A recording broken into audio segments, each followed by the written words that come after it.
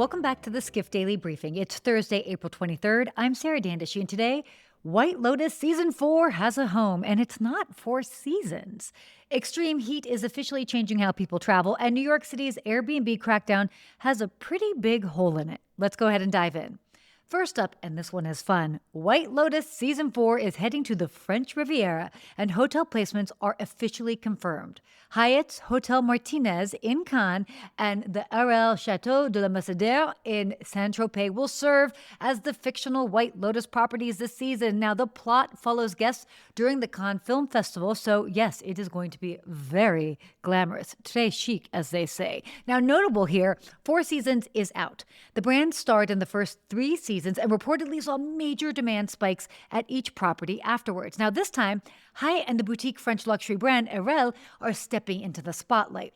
Now, for those that aren't familiar with these properties, the Martinez is a 400-room landmark in Cannes that dates back to 1929, with peak season rates over $1,500 a night. The Chateau de la Macédoire is an 86-room castle, a chateau, obviously, on 32 acres outside of Saint-Tropez. Now, originally built as a wedding gift from a cognac merchant to his daughter. Oh my gosh, only in France.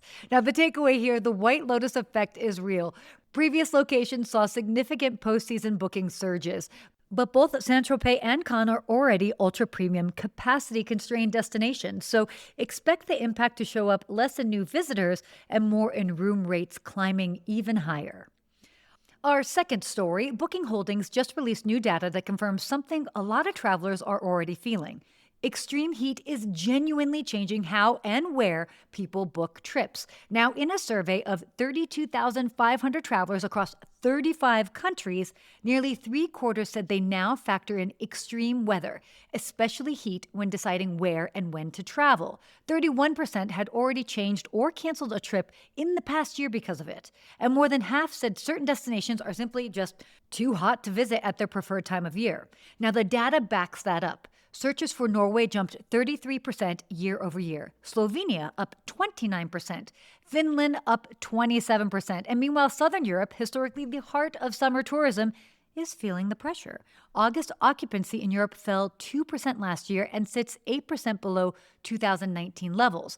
And it's not just the heat. More than a third of travelers say that they're actively avoiding overcrowded destinations in 2026, which is up 11% from last year. So how does this impact you? Well, if you've been thinking about a shoulder season trip, think May, June, or September, you're ahead of the curve. Demand is shifting that way fast, and the deals and availability that exist now may not last that much longer.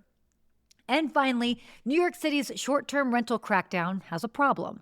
Back in 2023, New York passed Local Law 18, one of the strictest short-term rental laws in the country, requiring hosts to register with the city and be present during any guest stay. It essentially wiped out most whole home Airbnb listings overnight.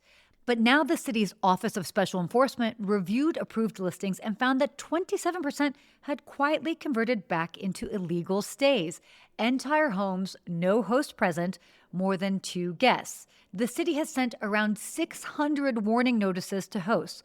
Only about a third fixed the issue, and over 100 have been issued summonses after ignoring warnings.